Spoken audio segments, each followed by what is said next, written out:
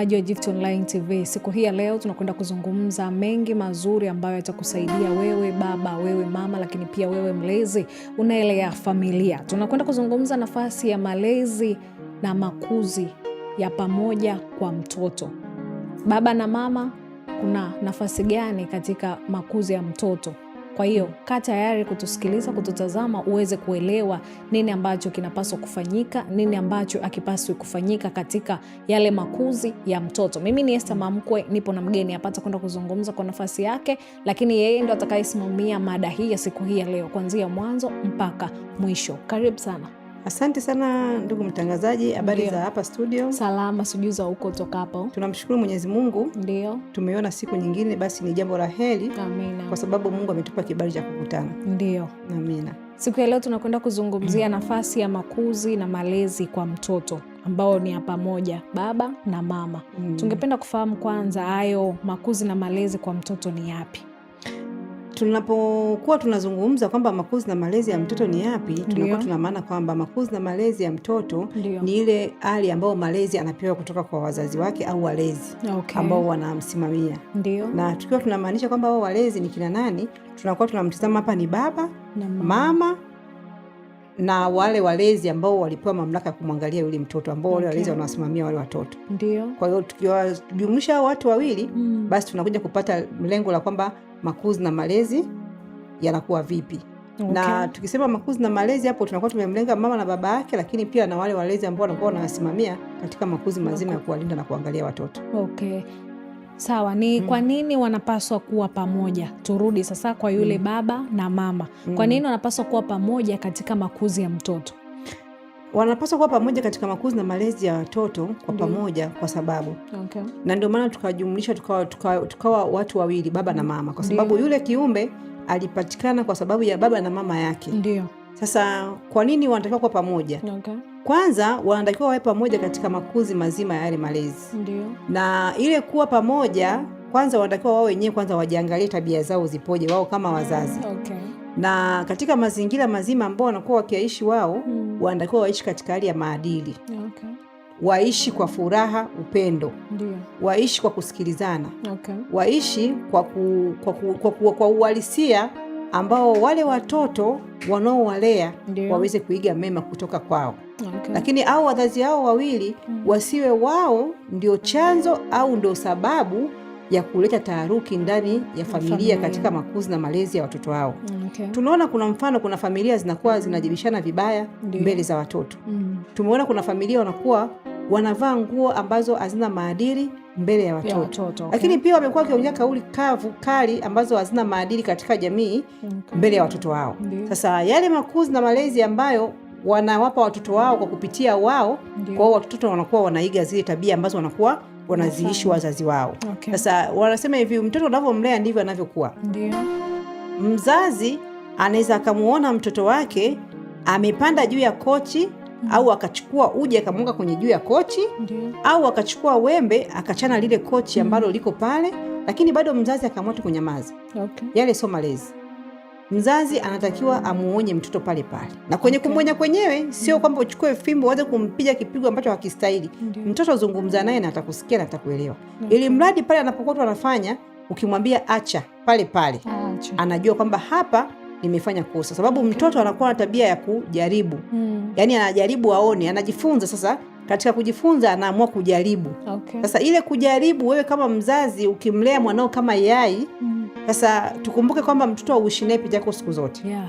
Sasa katika masuala ya maadili, hata kwenye kula chakula, mfundishe mwanao maadili, kuwa na utulivu wakati wa chakula. Kumfundisha mtoto kuwa kwenye maadili wakati wa chakula, anakuwa anaheshimu muda wa sasa hivi ni muda wa chakula. Kwa hiyo lazima mtoto awe na ratiba zake.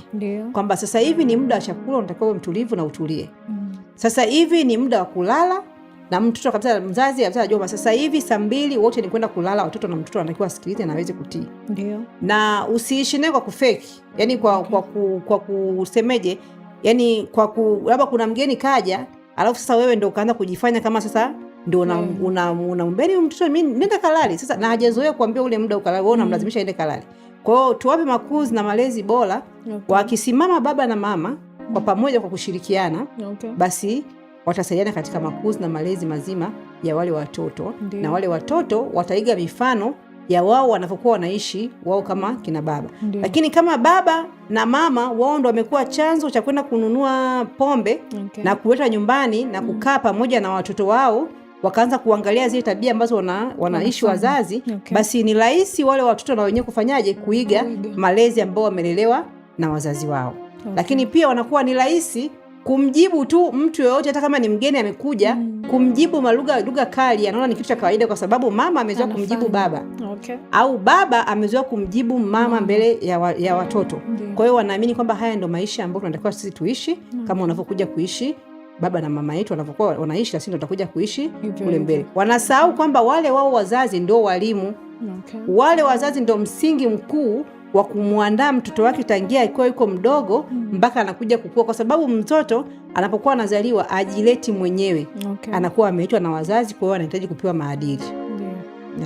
Sawa, mtazamaji wa Gift Online TV, tunayo maji ya uzima hapa. Maji haya yanapatikana ndani ya huduma tu. Huduma hii ni huduma ya Mlima Moria Ministry iliyoko chini ya mtumishi wa Mungu Gideon wa maili 6. Nikukumbushe, huduma hii ipo Moshi, Kilimanjaro, maili 6.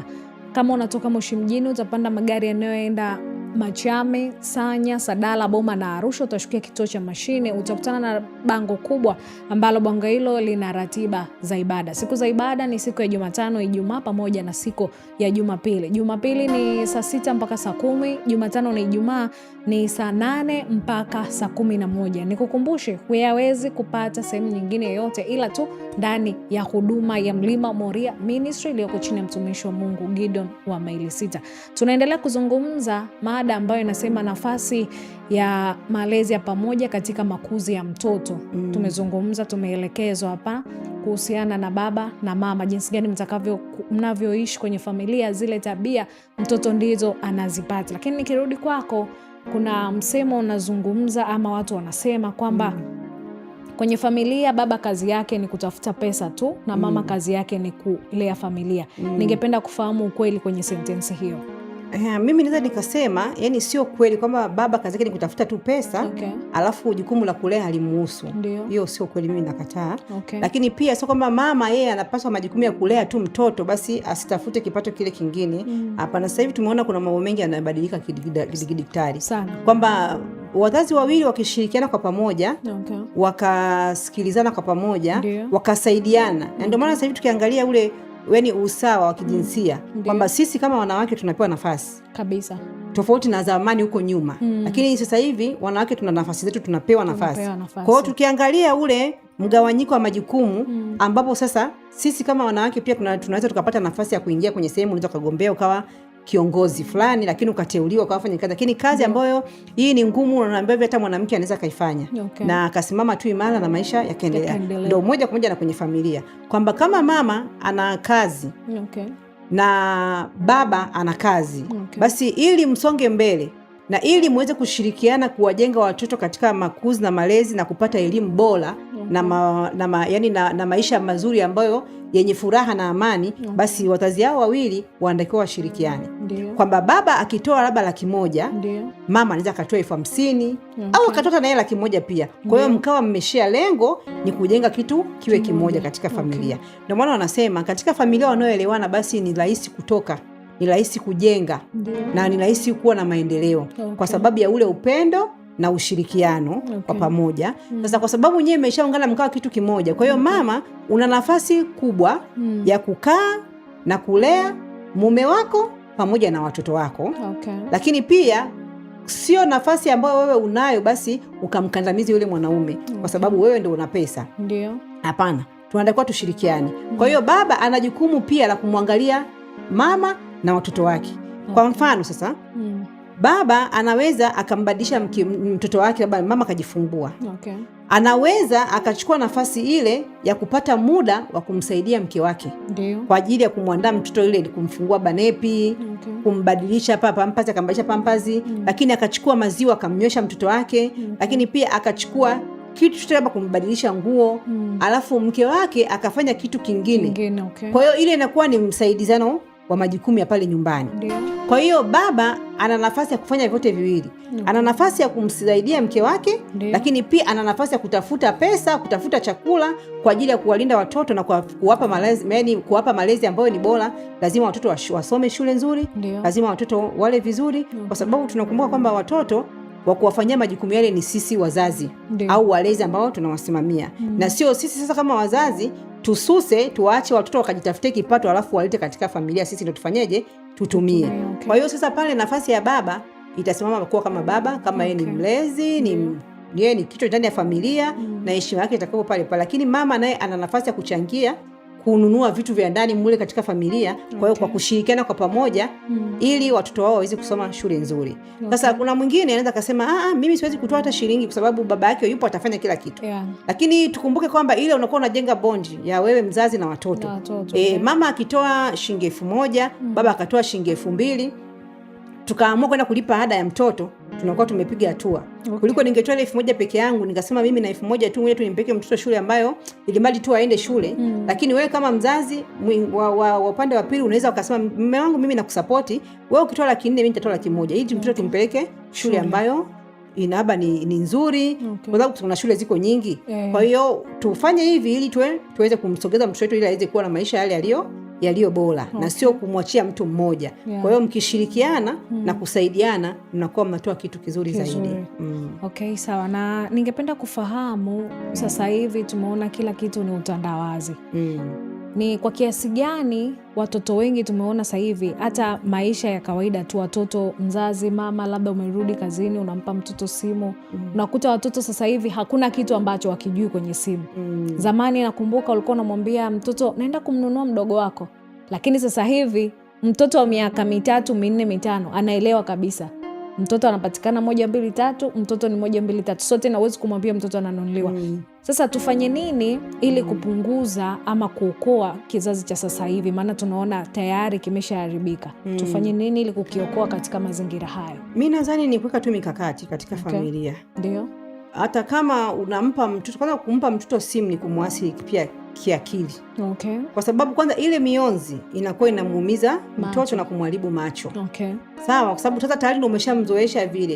Inabidi uache ili uweze kumlinda mwanao akiwa yuko salama. Lakini pia kama umeona bado hakuna ule uwezekano, kwa sababu sasa hivi bado unaweza kaacha baba simu kwa ajili ya mawasiliano ya nyumbani. Basi simu iwe ya kitochi.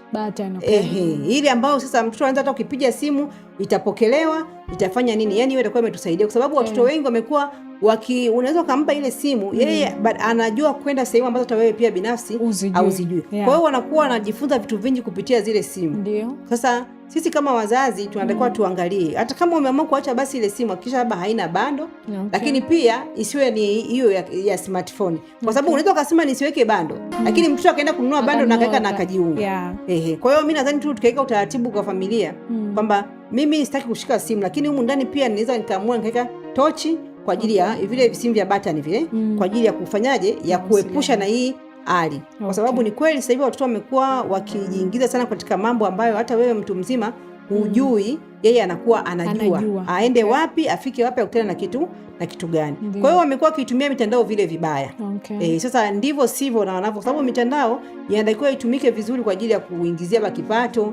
Lakini sasa kuna mwingine anaweza kaamua kaingia kwenye mitandao na kutengeneza picha ambazo hazina maadili, akaanza kuvitafuta huko ambapo vipo. Kwa hiyo mimi nafikiri wazazi wawili mkikaa mkakubaliana, mkashauriana katika makuzi na malezi itasaidia. Lakini sasa ndio ikiwa yale maisha kwamba baba ana muda wake, mama ana muda wake, hapo inakuwa ni changamoto.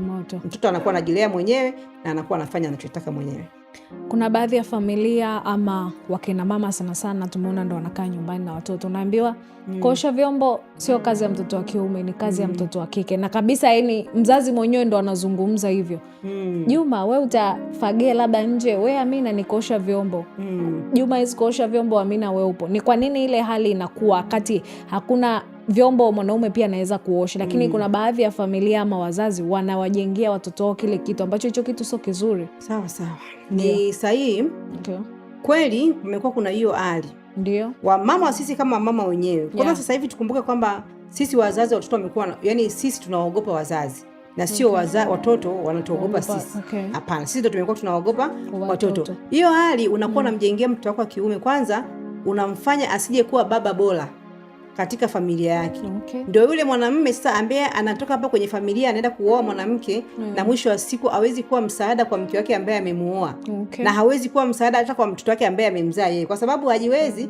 Na mwalimu mbaya ni mama yake. Okay. Ambaye alimlea na kumpa ule. Ni sawasawa mtu anaambiwa kwamba wewe kama mwanaume upasi kulia.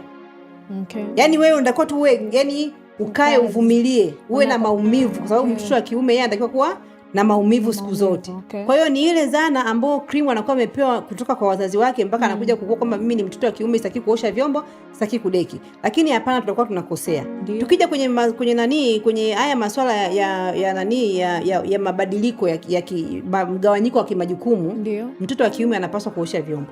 Okay. Mtoto wa kiume anapaswa kufundishwa kupika. Ndio. Mtoto wa kiume anapaswa kufundishwa usafi kama anavyofanya mtoto wa kike. Okay. Na kama una watoto wa kike na wa kiume basi wapangie majukumu. Kwamba wewe kama mtoto wa kiume utaamka asubuhi mapema na utafagia uwanja. Wape zamu. Okay. Kwa sababu ukisema unamwacha mtoto wa kike peke yake ndio atakuja kuumia. Kwa maana itafikia hata siku mtoto wa kiume anakuambia mama nipikie chakula. Mtoto yuko form 6, mtoto yuko form 5, mtoto yuko form 4. Kisa ni wa kiume anakuambia mama mimi nimerudi nyumbani naomba uje nipikie chakula.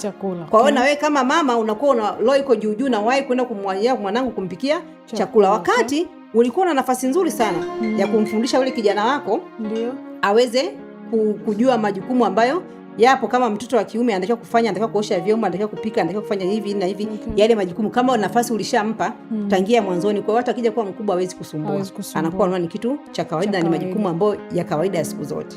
Okay.